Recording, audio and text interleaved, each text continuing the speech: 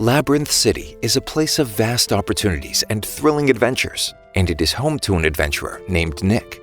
Nick's ultimate dream is to lead his party, Masters of War, to become an A-rank party. Unfortunately, fate takes an unexpected turn when he is unceremoniously expelled from the party and dumped by his girlfriend. When asked for an explanation, Argus, the party's leader, accuses him of not having the mindset of a true adventurer and tells him that he's not cut out for the job. Depressed and directionless, Nick wanders the city in the pouring rain, and he's approached by an idol named Agate. She pities him and gives him a ticket to her upcoming show. Nick goes, and from then on becomes an idol otaku, spending all his money on her merchandise. Nick's new lifestyle isn't free, so he returns to adventuring to make ends meet. But he's unsuccessful at finding a new party. He sits alone at a tavern, feeling despondent about his prospects.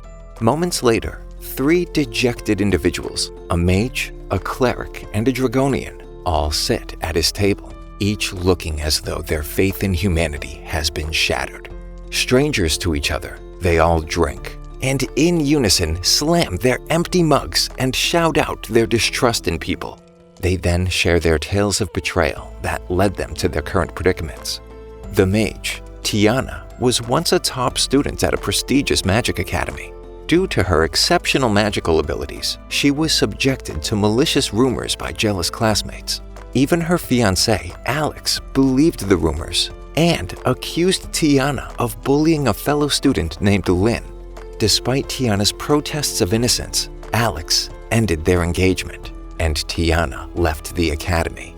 Desperate for money, Tiana tried to find work at various shops and other establishments, but all of them turned her down. In a moment of desperation, Tiana gambled all her money on a dragon race and won big. Filled with confidence, she continued to gamble until she lost everything.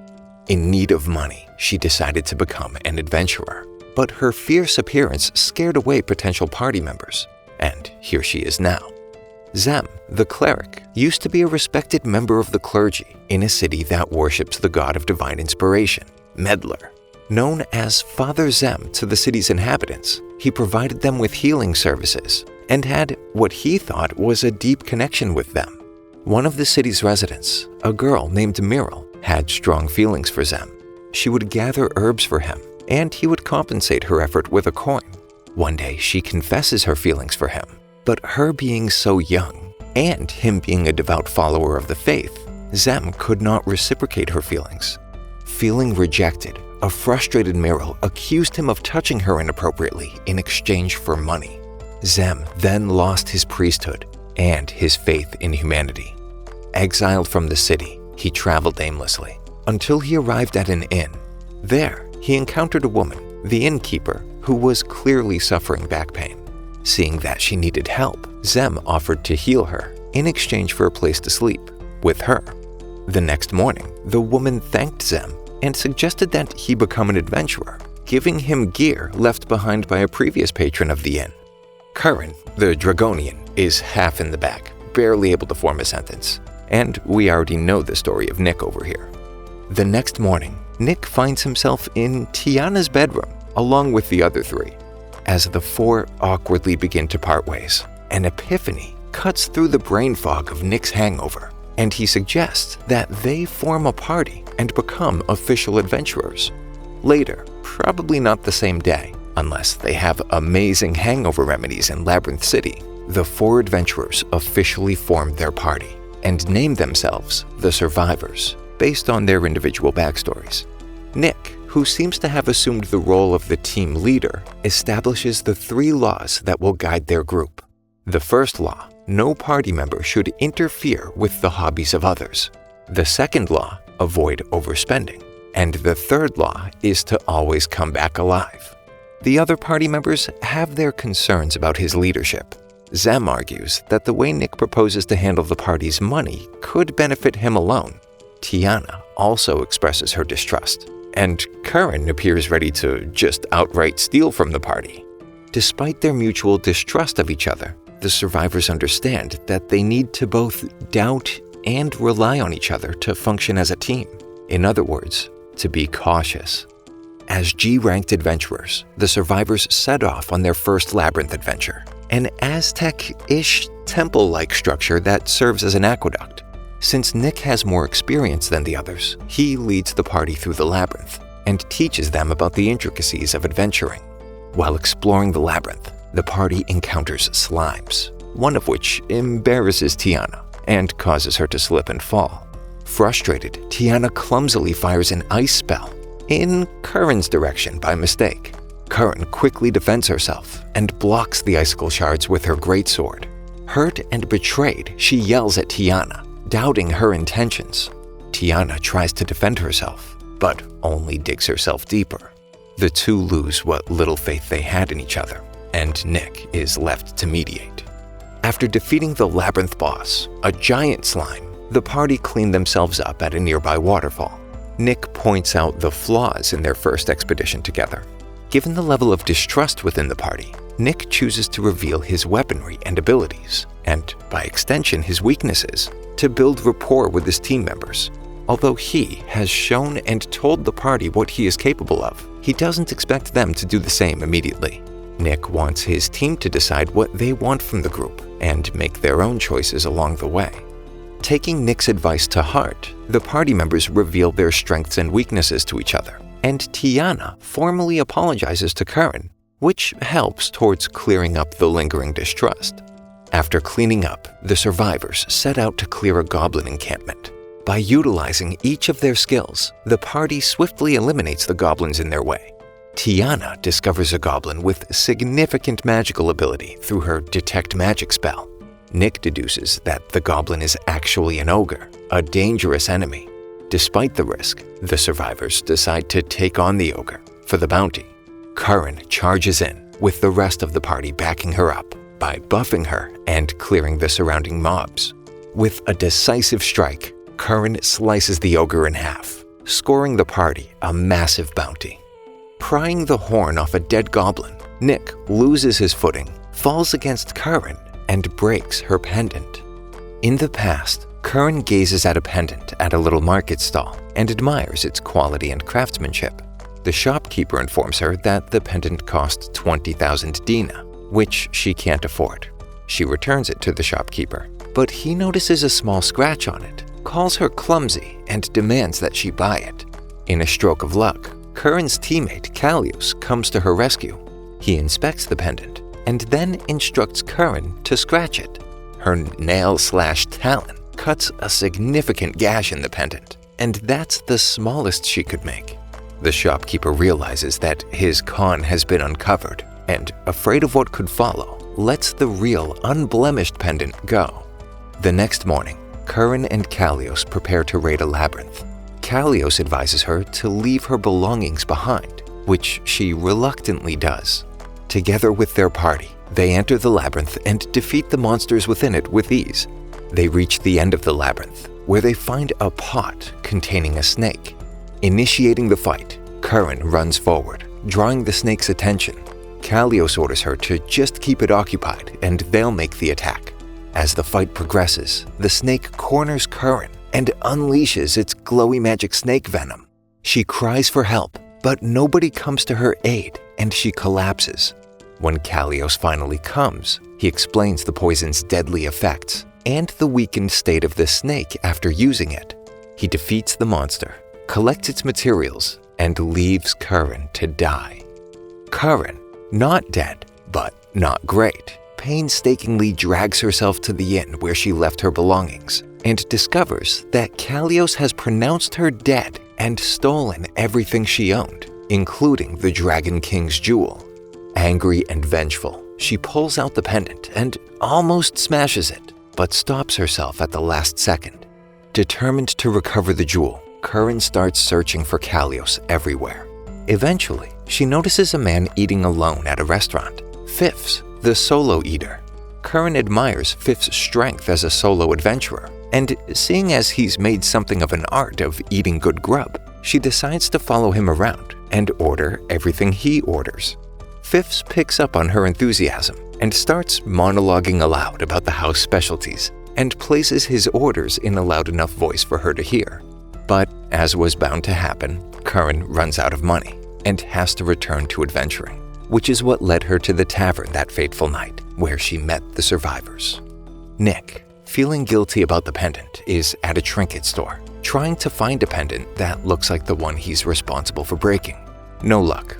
Agate, who happens to be passing by, points out to Nick that his actions are selfish. He only wants to release himself from guilt and isn't considering whether Curran even wants the pendant at all. Following Agate's advice, Nick finds Curran at a food stall where she's indulging in some hapanyaki. She's in a great mood and offers him a taste. He decides it's a good time to bring up the pendant, but before he can speak, she assures him that she doesn't care about it. In fact, she's better off without it. Agate was right. Later, at the tavern, the party basks in the glory of their achievements, as other adventurers praise their progress. However, their good time is interrupted by the guild receptionist, who asks for a little chat. The guildmaster wants the survivors to retrieve a sacred blade for her, the Sword of Bonds. True to his distrusting nature, Nick gets, in writing, a commitment to pay a minimum fee regardless of the sword's condition, as well as all the information the guildmaster has on the labyrinth, the layout, the monsters, what areas have already been searched, etc. The following day, the party enters the labyrinth, fully equipped and ready to face any obstacles. The creatures they encounter seem to be artificial, with no signs of life in them. The labyrinth itself appears to be a modern office building, with discreet cameras tucked here and there that the party doesn't notice. They progress through the maze-like corridors and eventually arrive at level B12. Nick notices a green lamp in the corner of a dead end. Something's odd. The guildmaster's information says the light is red. He approaches it, and a hidden door opens. The party discovers a room filled with rows of display cases and a glowing red object in the middle. Nick is somehow sure that the glowing thing in the middle is what they're after. As they approach, the lights in the room snap on, and a voice booms, congratulating them on the achievement of discovering him, the sword, which seems broken, or at least incomplete. The sword assures them that it's perfectly intact. In fact, he's the Tiana magic armory's greatest product. The party is initially skeptical, but if it is the Sword of Bonds, well, that's what they're being paid to recover, so they take it. As they pick up the sword, a loud rumble signals the awakening of its guardian, an amorphous blob with a bright orange core in its head.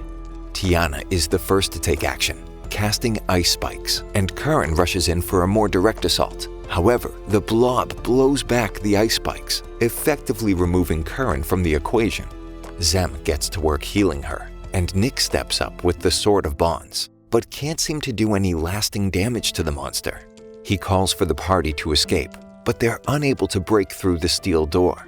The Sword of Bonds instructs Nick to use it, concentrate on Curran, and shout the word Union. Nick follows its directions, but nothing happens. A catastrophic failure that even the sword doesn't understand. The monster knocks Nick across the room, through display cases and into a gaping hole in the ground that the monster arrived through, though its purpose is to guard that room? Who designed this? The casters urge Curran to go after Nick while they deal with the monster. Tiana freezes the monster in place, but it manages to break free and proceeds with its attack. In a desperate attempt, Zem reinforces Tiana's magic, allowing her to release a powerful array of spells, but it's still not enough to put the monster down. Curran finds Nick trapped beneath the debris at the bottom of the hole and starts digging him out, despite Nick's insistence to leave him and find a way to escape. Curran refuses to leave without ensuring everyone returns alive, as per the survivor's code. Nick apologizes for breaking Curran's pendant, but Curran again assures him that it doesn't matter and removes the last piece of debris. Nick stands up, the sword glows, and they try the union thing again. Meanwhile, at the top, the casters fight desperately for their lives, but Tiana's mana is all but drained. As they cling to each other in their final moments, a mysterious being swoops in to save them. It's a fusion of Curran and Nick, who dispatches the monster with ease. The fusion is brief, and Curran and Nick return to each being themselves, fatigued. though apparently not traumatized by the unimaginable weirdness of what that must have been like. They return to the guild with the sword in their possession and leave the inspection of the artifact to the guildmaster. She accepts the sword's condition and authenticity, but is suspicious of a boy lurking in the background. The boy introduces himself as Kizuna, which means bond in Japanese, causing the party to flinch. Fortunately, the guildmaster doesn't think much of it and wishes them luck. As the party departs, they welcome Kizuna, who is the Sword of Bonds, into their group and introduce him to the culture of the survivors, which he finds a little strange. While the rest of the party members leave to pursue their interests, Tiana invites Kizuna to the horse races. The survivors are all hanging out at the tavern, with Kizuna showing off his new equipment. Nick issues a series of items to the team: a cash box, a key, and an abacus, all magic in some way, of course. And then he reveals the amount of money they have. Not a lot. They're all ready to get back out there and make some more money. That night, and maybe most nights, they each reminisce about their past and the things that went wrong for them, changing their lives. Tiana especially, with how she had ruined another's career just because of an outrageous rumor at the academy. Though not her fault, she can't help but feel guilty for ending her mentor's career, even if he doesn't blame her.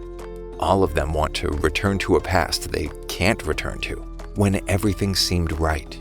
All except Kizuna, of course, who had been sealed away for a very long time.